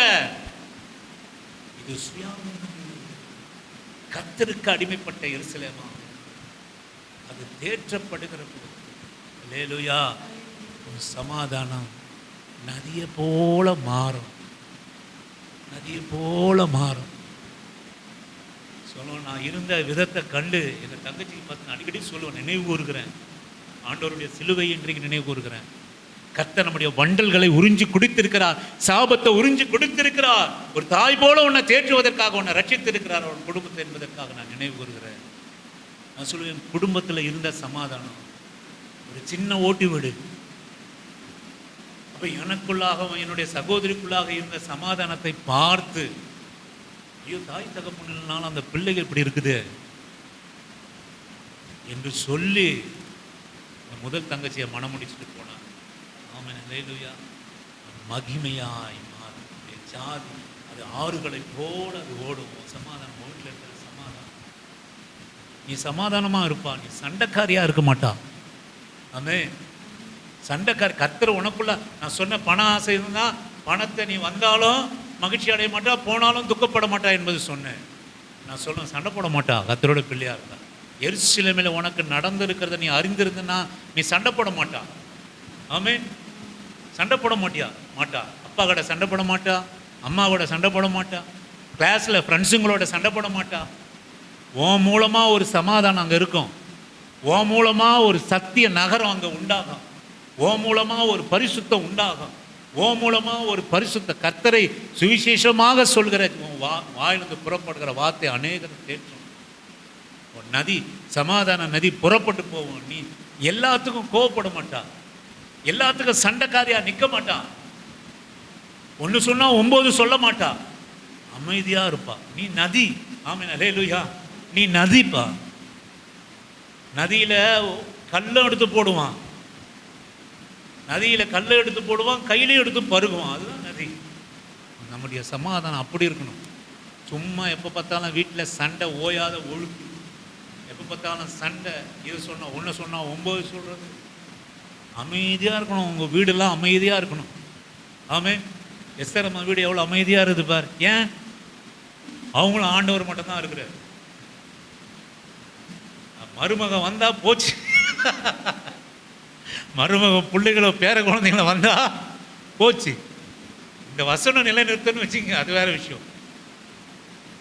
அமைதியாக இருக்கும். அதனால தான் அவங்க விடுகொடுறது இல்லை. இப்படியே சமாதானமாக இருந்துட்டு போகலாம். நம்ம சமாதானம் இல்லாமல் வாழக்கூடாதுன்னு நீ அங்கேயே இரு, நான் அங்கேயே இருக்கிறேன். எப்போ புள்ள இந்த ஆசீர்வாதம் உனக்கு வேணாம், அவன் அந்த புள்ள இந்த ஆசீர்வாதத்தை சாபமா பார்க்குது, சுடுகாடா பார்க்குது, சுடுகாடா பார்க்குது. எனக்கு இந்த மாதிரி ஒரு வீடை, ஒரு சின்ன ஒரு 600 ஸ்கொயர் ஃபீட்டு ஒரு வீடை கொடுத்து ஒரு சின்ன ஒரு குடிசையை கொடுத்தாங்கன்னா எப்போ அதை நந்தவனமாக மாக்கிடுவேன். அல்லேலூயா. என் தாயோடைய காலை கன்னிகாதானமாக கழிவு இது பண்ணுவேன். அம்மா எனக்காக 600 ஸ்கொயர் ஃபீட்டு லேண்டு வச்சிருக்கிறீங்க, ஒரு வீடை வச்சிருக்கிறீங்களாம்மா, அது எங்கே இருந்தாண்ணா? சுடுகாட்டு பக்கத்தில் இருந்தாலும் எங்கே இருந்தானே இருக்குது. நம்ம வாழறதுக்கு ஒரு வீடு, நம்ம வாழறதுக்கு ஒரு இருப்பிடம், அது ஆசீர்வாதமாக நினைக்கல. இந்த அம்மாவும் நினைக்கல, அவங்களும் நினைக்கல. ஸ்தோத்திரம். இப்போதைக்கு நினைக்கிறாங்க, அவங்களுக்கு இருக்குது. அதே தான், அதுதான் சொன்னேன் நான். அவங்க ஆசீர்வாதமாக நினைக்கல, அவங்க ஆசீர்வாதமாக அது நினைக்கல, அது சந்தோஷமாக நினைக்கல, அது சமாதானமாக. ஆனால் எனக்கு ஒன்று தெரியும், நான் மன்னிச்சுங்க நேரம் எடுத்து முடிக்க போகிறேன். எனக்கு ஒன்று தெரியும், நான் அடிக்கடி என் மனைவிகிட்ட சொல்லுவேன், அந்த குடும்பம் மாத்திரம் இங்கிருந்து வந்ததுன்னா எப்படி வாழும் தெரியுமா? எப்படி வாழும்? கடன் இல்லாத வாழ்க்கை, கௌரவமான வாழ்க்கை.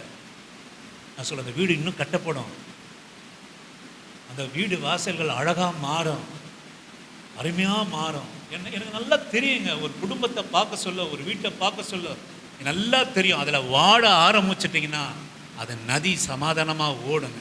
ஆறுகளை போல ஜாதிகளுக்கு மகிமையாக மாறிப்போம். அநேகர் அதுக்கு இடம் கொடுக்கறது இல்லை, அநேகர் அதுக்கு இடம் கொடுக்கறது இல்லை. நான் ஒருவனை அவன் தாய் தேற்றுகிறது போல நான் உங்களை தேற்றுவேன், நீங்கள் எருசலேமிலே தேற்றப்படுவீர்கள். கடைசியாக ஒரே ஒரு வசனத்தை வாசித்து நான் முடிக்கலாம். சங்கீதங்களின் புஸ்தகம் 128வது சங்கீதம் 5வது வசனம். 128வது. ஏன் இதையும் சொல்லிடுறேன். எனக்கு பியூலாமா மாதிரி ஒரு வாசல் இருந்ததுன்னு வச்சுங்களேன், தினந்தோறும் பெருக்கி பெருக்கி அங்கே தான் சாப்பிடுவேன், அங்கே தான் படுப்பேன், அங்கே தான் உட்காருவேன், அங்கே தான் வந்து மனரம்யமாக நான் வாழ்வேன். அங்கே சமாதானம் தெரியல, அங்கே பெருக்கிறதுக்கு கூட முடியல. இந்த அம்மாவை சொல்ல, இந்த இருக்கிறவங்கள சொல்கிறேன், பெருக்கிறதுக்கு முடியல, ஒரு கனியை புசிக்க முடியல, ஒரு மரத்தை ரசிக்க முடியல. இப்படிப்பட்ட ஒரு காரியம். அழகாக அந்த சிமெண்ட் தரையில் ஒரு கட்டில் போட்டுக்கிட்டு நல்லா சாப்பிட்டுட்டு டீயை குடிச்சிட்டு பிள்ளைகளோடு கூட விளையாடி எழுந்து என்ன ஒரு மகிழ்ச்சியாக இருக்கும். ஆமென், அல்லேலூயா. அந்த ஒரு இடம் இல்லாமல் எவ்வளோ பேர் கஷ்டப்படுறாங்க. ஒரு இடம் இருக்குமா? நீங்கள் சென்னையெல்லாம் போய் பாருங்க, ஒரு மழை பெஞ்சால் கழிவு நீரும் அதில் தான் பிள்ளைங்க நிற்குது. அவங்க பாத்ரூம் போகிறதுக்கு இடம் இருக்காது, அந்த கழிவு நீரை கடந்து தான் போவோம். வீட்டு வாசல்லேருந்து பாத்ரூம் போவாங்க. அவன் பாத்ரூம் போனால் அவனுக்கு போவோம், இவன் பாத்ரூம் போனால் அவனுக்கு போவோம். அநேக ஸ்லம்முங்க அப்படி தான் இருக்குது. கொஞ்சம் மழை பெய்னா அப்படியே அந்த இடம்லாம் கரும் சேற்றினாலே இருக்கும், அதில் காலை வச்சு போவாங்க. இருக்கிறாங்க. ஒரே ஒரு ரூம் தான் இருக்கும். அந்த ரூமில் பொட்டி இருக்கும், அந்த அப்படியே துணி அப்படியே காய போட்டு இருப்பாங்க.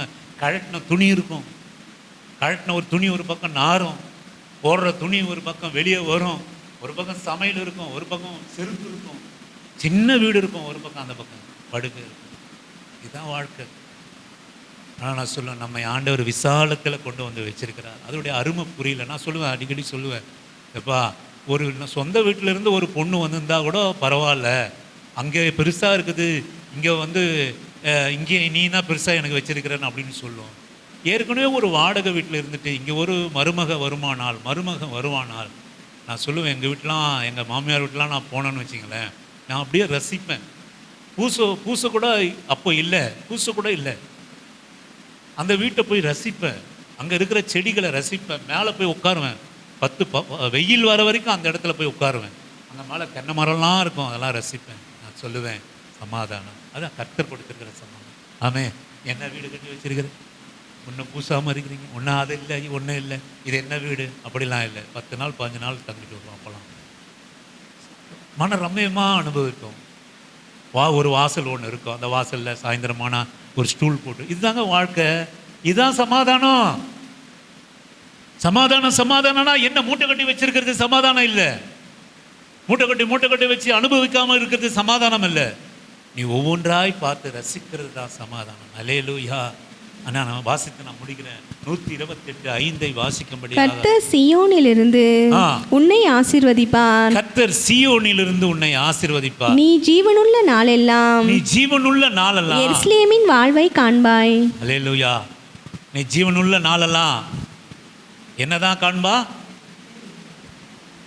எருசலேமின் வாழ்வுடைய வாழ்வு என்னது சொல்லுங்க பாப்பா. எருசலேமுடைய வாழ்வு என்னது சொல்லுங்க. யார் என்ன கேட்டீங்கன்னு பார்க்கலாம். எருசலேமுடைய வாழ்வு என்னது? அவர் பிரதர் ரொம்ப பேசுறாரு, என்னென்னவோ பேசுறாரு, நம்ம குடும்பத்தை பற்றி பேசுறாரு, நம்ம பிள்ளைங்களை பற்றி பேசுறாரு, நம்ம படிப்பை பற்றி பேசுறாரு, நம்ம வீட்டில் போட்டுக்கிற சண்டை பற்றி பேசுறாரு. அதை தான் பேசுறேன். சொல்லுங்க. எருசலேமுடைய வாழ்வு, நீ ஜீவனுள்ள நாளெல்லாம் எருசலேமுடைய வாழ்வை காண்பா. எருசலேமுடைய வாழ்வு என்னது? ஒன்று சொல்லுங்க பார்க்கலாம். ஒன்று சொல்லுங்க. என்னம்மா? தாய் தேற்றுகிறது போல தேற்றுகிற ஒரு உணர்வுள்ள ஒரு வாழ்க்கை. அடுத்தது யாருன்னா சொல்லுங்க. சமாதானம் நிறைந்தது நதியை போல இருக்கிற வாழ்க்கை. இன்னொருத்தர் சொல்லுங்க பார்ப்போம். சொல்லுப்பா, யார் சிரிக்கிற? சொல்லு. ஆண்டவர் உங்க வார்த்தை கேட்கிறார். தேற்றும் போது பாயிண்ட் போல தேற்றும் போது தேற்றுவாங்க, மீறலாம் கொட்டும் போது கொட்டுவாங்க. ஏன்னா கர்த்தர் நம்ம கவனித்து ஒருவனை அதுதான் அவர் ஆரம்பிக்கிறார். ஒருவனை நல்லா நீங்கள் கவனிக்கணும். ஒருவனை அப்படின்னா என்ன கேட்டீங்கன்னா, அவங்களுக்கு தான், இவங்களுக்கு தான், ஒரு கூட்டமாக இருந்தாதான், பெரிய மந்தையாக ஆண்டவர்கிட்ட போனாதான், கவுன்சிலர்கிட்ட மனு கொடுக்க சொல்ல என்ன போகிறோம், 10 பேர் கூட்டுட்டு போகிறோம், அப்போ தான் அவர் கேட்பாருன்னு. நம்ம ஆண்டவர் அப்படிப்பட்டவர் இல்லை. ஆமென். ஒருவனாய். அதான் இஸ்ரவேலை பார்த்து சொல்கிறாரு, ஆபிரகாமே நீ ஒருவனாய் இருந்தபோது உன்னை அழைத்து உன்னை பெரிய ஜாதி ஆக்கினேன். ஆமென். அல்லேலூயா. நீ ஒருவனா இருந்தபோது கர்த்தர் ஒருவனா எனக்கு என்ன கவனிக்கலப்பா, என்ன கவனிக்கல, யாரும் கவனிக்கல, இல்லை ஒருவன். நீ ஒருவனா. தாய் தேற்றுவது போல உங்ககிட்ட இருக்கிற வண்டலெல்லாம் உறிஞ்சி குடிக்கிற தேவன். ஆமென். அல்லே. அதான் ஏன் அடிக்கடி சொல்கிறேன்னா, என் குடும்பத்தில் ஏகப்பட்ட வண்டலுங்க. எந்த எல்லையிலும் சமாதானம் இல்லை. சாப்பாட்டுக்கு சமாதானம் இல்லை, தங்கத்துக்கு சமாதானம் இல்லை, உடுக்கிறதுக்கு சமாதானம் இல்லை, வேலையில் சமாதானம் இல்லை, வெளியே போனால் சமாதானம் இல்லை, உறவுகளிடத்துல சமாதானம் இல்லை, எங்கே போனாலும் வண்டல் உறிஞ்சி. கர்த்தர் வந்தபோது நம்மகிட்ட இருக்கிற சாபங்களுடைய பாவங்களை, நம்மகிட்ட சமாதானம் இல்லாத காரியங்கள், சண்டை, நீ சண்டைக்காரியாக இருப்பா. அப்படி ஆண்டோருக்குள்ள வந்தபோது சண்டைக்காரியாக இருக்க மாட்டான். ஏங்க, இந்த பொண்ணு எதையாவது பேசி, நீங்கள் எதையாவது பேசினா தானே நீ தம்மா துண்டா இருக்கிறான், நீ என்கிட்ட வாயாடுறியான டப்பான்னு ஏன் அறையிற? அது சின்ன பொண்ணு பேசுது, நான் ஒரு தகப்ப, நான் ஒரு தாய், பலார்னு அரைஞ்சன்னா, நீ அரைஞ்சனா என்ன ஆகும்? அது தலையை பிச்சுன்னு தப்பன்னு அடிச்சுக்கும். ஒரே புய்யோ முய்யோ இருக்கும் உங்கள் வீடு. சின்ன பொண்ணு ஏதோ பேசிச்சா, சரி ஓகே, அது பாவம், அது தெரியாமல் எருசலேமை அறியாமல் பேசுது. ஆமென், அல்லேலூயா. எருசலேமில் நடந்த சம்பவங்களை அறியாமல் இருக்கிற நீ அந்நியரோ, அந்நியராக இருக்குது, அறியாமல் இருக்குது. அது எது அறியாமல் பேசுது? நீ அறிவில்லாமல் இருக்கக்கூடாது. சின்னவங்க ஏதோ பண்ணுறாங்கன்றதுக்காக நம்மளும் அவங்களோட கூட இடக்கட்டக்கூடாது. அவங்கள அப்படியே நம்மளுடைய சுபாவங்களால நம்ம திருத்தணும். நம்ம பேச்சினால நம்ம திருத்தணும். நம்ம பேசுறதே நம்ம பிள்ளைங்க நம்மகிட்ட இருந்து கற்றுக்கிறது தானுங்க. அப்படி தானேங்க? ஓ, பிள்ளைகள் பேசுறதெல்லாம் யார்கிட்ட பார்த்து கற்றுக்குச்சு? எல்லாம் உங்ககிட்ட பார்த்து தானே கற்றுக்குது. அப்புறம் அதை போய் பேச சொல்ல, அதை நீ கண்டிச்சன்னா எப்படி நீ கண்டிக்கணும்னா, நீ பேசாமல் இருந்தால் தான் கண்டிக்க முடியும். நீ பேசி பேசி பேசி கண்டிக்க முடியாது. சரி, அது பேச ஆரம்பிச்சிச்சு, இனிமேல் நீ அடங்கு, அது அடங்கிடும். இதுதான் ரகசியம். சமாதானத்தினுடைய நதி உன் குடும்பத்தில் சமாதானமாக இருக்கும். சண்டைக்காரியாக இருக்காத. சண்டைக்காரியாக இருந்தனா கர்த்தருடைய ஆசீர்வாதம், கர்த்தருடைய தேற்றுதல் இல்லைன்னு அர்த்தம். நீ ஏன் சண்டை போடுறான்? நீ ஏன் 1 சொன்னா 9 சொல்றா? கர்த்தருடைய தேற்றுதல் நமக்கு இல்லைன்னு அர்த்தம். ஏன் புருஷன் கொஞ்சம் சம்பளம் கொடுத்தா உனக்கு தலைகணம் ஏறி போ, தலையில ஒரு வருது? ஏன் வருது? ஏங்க வருது? ஒரு 1000 ரூபாய் குறைஞ்சிச்சுன்னா ஏன் அப்படியே அப்படி வருது? சமாதானம் இல்லை, சமாதானம் இல்லை. நான் நடத்துவேன், என்னை நடத்துவான். பொறுமையாக கேட்கணும், பொறுமையாக கேட்கணும். ஏங்க இந்த மாதிரி ஆயிடுச்சு, இப்போ இந்த மாதிரிலாம் செலவு இருக்கு அப்படின்னு தூக்கி போட்டு நீயே வச்சுக்கோ, மூஞ்சில தூக்கி வீசுற. பொறுமையாக அணுங்க, சமாதானமாக அணுகுங்க. யாருன்னா அக்கம் பக்கத்தில் சண்டை போட்டாங்கன்னா சமாதானமாக அணுகுங்க. நீங்களும் சண்டை போடாதீங்க, அமைதியாக இருங்க. நீ ஜீவ நதிப்பா, நீ சமாதானம் ஓடுகிற நதி. நீ அறியாமல் இருக்காத. நீ எருசலேம். அவன் அசிங்கமாக உன்னை பேசினான்னா உனக்கு ஒரு தேற்றுதல் உன் கூட இருக்குது. ஆமென், அல்லேலூயா. அதாங்க தேற்றுதல். என்ன சொல்லிட்டாங்களே, என்ன சொல்லிட்டாங்களே, என்ன சொல்லிட்டாங்க, உனக்கு தேற்ற முடியுதா? நம்மளால் தேற்ற முடியுதா? யாருன்னா என்னாவது சொல்லிட்டா நம்மளால் தேற்ற முடியுதா? தேற்றுறது இல்லை பாருங்க. ஆனால் ஆண்டவருடைய தேர்தலும் நம்மக்கிட்ட இருந்ததுன்னா அதை அழகாக அணுகும். அப்படியே அழகாக அணுகும், பொறுமையோடு கூட அணுகும். நீ எருசலேமுடைய வாழ்வை ஜீவன் உள்ள நாளெல்லாம். ஆமென். இந்த தேர்தல் ஏதோ கொஞ்ச நாளைக்கு இல்லை, இந்த ஆறுதல் கொஞ்ச நாளைக்கு அல்ல. நீ நினைக்காத ஒரு காரியத்தில் தான், ஒரு காரியத்தில் தான், இந்த காரியத்தில் தான் நம்மளை தேற்றுவா. இந்த காரியம் ரொம்ப மோசமாக இருக்குது, இதில் தான் நம்மளை தேற்றுவா. இந்த காரியத்தில் நான் சரியில்லை, இதில் நம்ம தேற்ற மாட்டா. இல்லவே இல்லை. எல்லா காரியத்திலும் நம்மை தேற்றுவார். முளைப்பாலை அவர் உண்ண செய்து இடுப்பிலே சுமந்து நம்முடைய முழங்காலிலே போட்டு நம்மை தாளாட்டுகிற ஒரு உணர்வு உன் ஜீவனுள்ள நாளெல்லாம் எருசலேமுக்கு உண்டான உணர்வை நீ காண்பார். நம் கண்களை மூடி நாம் பிரார்த்தனை செய்வோம். நீ ஜெபம் பண்ணுங்க. கர்த்தர், நீங்கள் ஒரு நிமிஷம், உனக்கு இன்றைக்கு கொடுக்கப்பட்ட வசனம், கர்த்தர் கொடுக்கப்பட்ட வசனம், பிசாசு அதை எடுத்து போடாதபடிக்கு. மகளே, யார் உன்னை தேற்றல்னாலும், நீ எதனால தேறுதல், உலகத்தில் இருக்கிற சுத்தி இருக்கிறதுல நீ தேர்தலை அடைய பார்க்குறா, உலகத்தில் இருக்கிற ஆசீர்வாதத்தில் தேர்தல் அடைய பார்க்குறா. நான் சொல்லுவேன், அது ஒரு நாள் இருக்கும், ஒரு நாள் போயிடும். ஒருத்தர் ஃப்ரெண்டு நல்லா ஒரு நாள் பேசுவாங்க, இன்னொரு நாள் நம்மளை பற்றி தப்பாக பேசுவாங்க. அவங்கக்கிட்ட சமாதானத்தை நீ எதிர்பார்க்காது. எப்போவுமே நம்மளை நல்லா தான் சொல்லுவாங்க, நீ எதிர்பார்க்காது. மனுஷன் அப்படித்தான், உறவுகள் அப்படித்தான். சொல்ல எப்போதும் நம்ம வச்சிருக்கிற பணம், இன்றைக்கு பேங்க்ல இருக்கிற பணம் எப்போதும் அப்படியே இருந்துடும் நினைக்காது. அதில் உன் சமாதானம் இருக்காது. நான் சொல்லுவேன், அதில் நமக்கு தேர்தல் இல்லை. கர்த்தர் கொடுக்குற ஆசீர்வாதம் நல்லது, ஆனாலும் அதன் மேலே நம்ம பார்வையை வச்சிடக்கூடாது, அதன் மேலே நம்ம தேர்தலை வச்சிடக்கூடாது. இவைகள் எல்லாம் இருந்தாலும் இல்லைனாலும் உனக்குள்ளா ஒரு தேர்தல் இருக்குதே. உன்னை நல்லா புகழ்ந்தாலும் ஒரு தேர்தல் உனக்கு இருக்கும். உன்னை சபித்தாலும், உலகம் உன்னை சபித்தாலும், உன் நதி போல ஓடுகிற சமாதானத்தை வச்சிருக்கிறாயே. எருசலேமில் நடந்த காரியங்களை நீ அறியாமல் இருக்கலாமோ? நீ அந்நியரா? உனக்காக ஆண்டவர் என்னெல்லாம் செஞ்சிருக்கிறாரு, எவ்வளவு நன்மைகளை அவர் செஞ்சிருக்கிறாரு. உன் கிரியைகள் நிமித்தம் இடிக்கப்பட்ட எருசலேமா நீ இருந்தாலும், உன் கிரியைகள் நிமித்தம் நிர்மூலமாக்கப்பட்ட எருசலேமால இருந்தாலும், உன் கிரியைகள் நிமித்தம் மண்மேடாய் போன சுடுகாடாய் மாறிப்போன எருசலேமாக இருந்தாலும் ஆண்டவர் எடுத்து மறுபடியும் உன்னை தேற்றுகிற போது, ஆண்டவர் எடுத்து மறுபடியும் உன்னை கட்டுகிற போது உன் சமாதானம் நதியை போல மாறுமே. ஜாதிகள் இடத்திலே உன் மகிமை விளங்கும், உன் பிள்ளைகளுடைய மகிமை விளங்கும், உன் பேர பிள்ளைகளுடைய மகிமை விளங்கும். இந்த அறிவு இந்த காலை வேளையிலே எனக்கு உண்டாகட்டும். என் ஆண்டவர் சிலுவையிலே எல்லா விதத்தையும் எல்லா வண்டல்களையும் பாத்திரத்தை எல்லாம் உறிஞ்சி அவர் போட்டார். என் பாத்திரத்தை அவர் உறிஞ்சி போட்டார். என் அழுக்கான பாத்திரத்தை அவர் எடுத்துக்கொண்டார். என் அலங்கோலமான பாத்திரத்தை எடுத்துக்கொண்டார். என் சபிக்கப்பட்ட பாத்திரத்தை அவர் எடுத்துக்கொண்டார். என் கோபத்தின் சுபாவத்தை பாத்திரத்தை அவர் எடுத்து போட்டார். என் பாவத்தினுடைய சுபாவத்தின் கோரத்தை அவர் என்னை எடுத்து போட்டார். என் ஆண்டவருடைய தேர்தல் நான் சொல்லுவேன், நான் அழுகிற போதும் அல்ல, நான் சொல்லுவேன் மற்றவர் என்னை பகைக்கிற போதும் அல்ல, நான் பலவீனப்படுகிற போது மாத்திரம் அல்ல, என் ஜீவனுள்ள நாளெல்லாம் இந்த எருசலேமுடைய வாழ்வு, இந்த சுயதீனத்தினுடைய வாழ்வு, இந்த மகாராஜா ஆளுகிற ஒரு தேசத்தினுடைய அனுபவம், இது சத்திய நகரமாக இருக்கிற ஒரு அனுபவம்.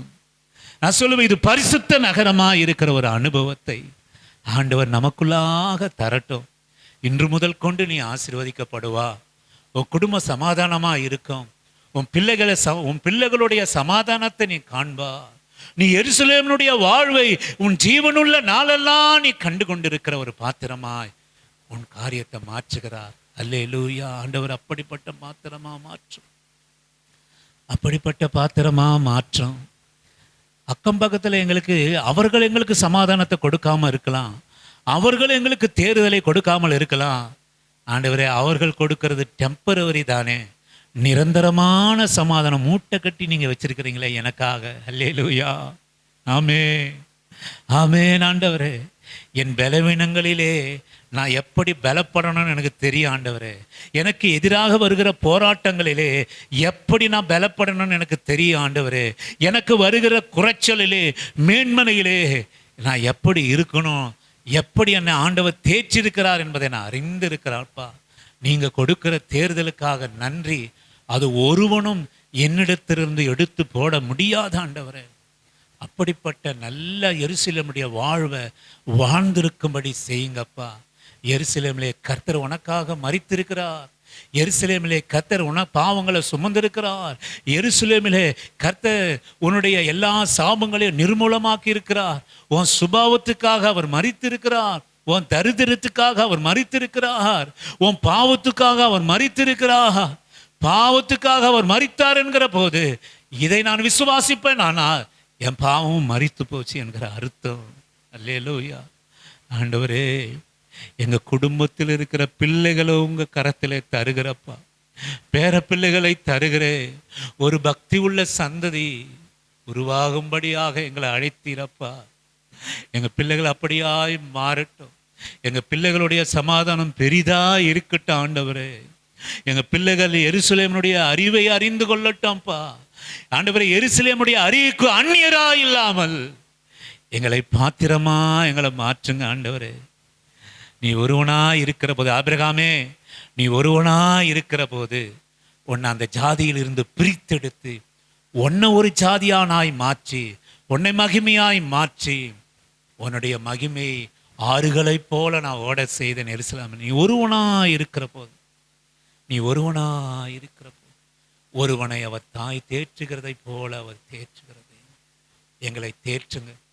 எங்களுடைய வாழ்க்கை எருசலேமுடைய வாழ்வு ஆண்டவரே எப்போதும் ஜீவனுள்ள வாழ்வு, ஜீவனுள்ளமாய் எங்களுடைய வாழ்வு இருக்கட்டும்.